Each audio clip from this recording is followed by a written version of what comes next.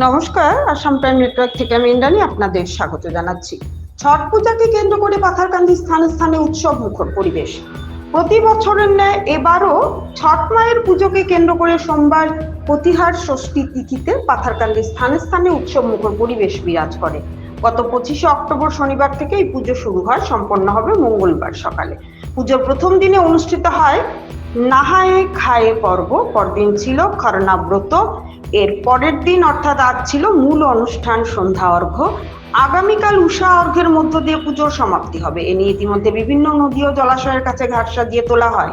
পাথারকান্দি, বৈঠাখাল, সলগই, হাতিখিরা, চাঁদখিরা, মেদলি, পুতনি, চাম্পাবাড়ি, ইচাবিল, ধুবড়িঘাট, তিলভূম, আদমটিলা, সোনাখিরা, হরিবাসর, lower পোয়া, শিবের গোল, কাঁঠালতলি ইত্যাদি স্থানে ঘটা করে ছট পুজো পালনের খবর পাওয়া গেছে। আগে ছট পূজা শুধু উত্তরপ্রদেশ, বিহার প্রমুখ রাজ্যে প্রচলিত থাকলেও পরবর্তীতে তা পুরো ভারতের সনাতনীদের মধ্যে ব্যাপক বিস্তার লাভ করে। ছট পূজা নিয়ে শাস্ত্রে বিভিন্ন মিথ রয়েছে।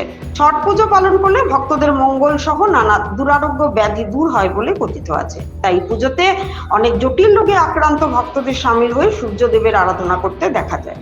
খুবই কঠিন ও সংযমের পুজো হচ্ছে ছট পুজো। মূলত কার্তিক মাসের শুক্লপক্ষের প্রতিহার ষষ্ঠী তিথিতে ছট পুজোর মূল অনুষ্ঠানটি পালিত হয়। তবে অনেকে চৈত্র মাসেও এই পুজো করে থাকেন। শাস্ত্রমতে ছট বা ছটি দেবী মূলত ব্রহ্মার মানস কন্যা। তিনি সৃষ্টির ষষ্ঠ অংশ থেকে সৃষ্টি বলে তাকে ছটি দেবীও বলা হয়। তিনি আবার সূর্যদেবের বোনও।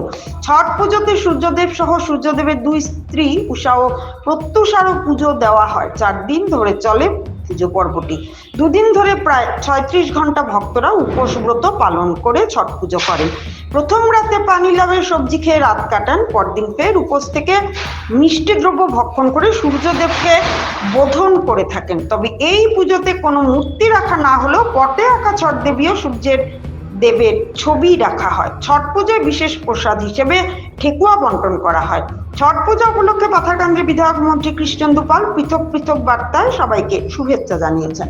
ভানুচন্দ্রের রিপোর্ট, আসাম প্রাইম নেটওয়ার্ক।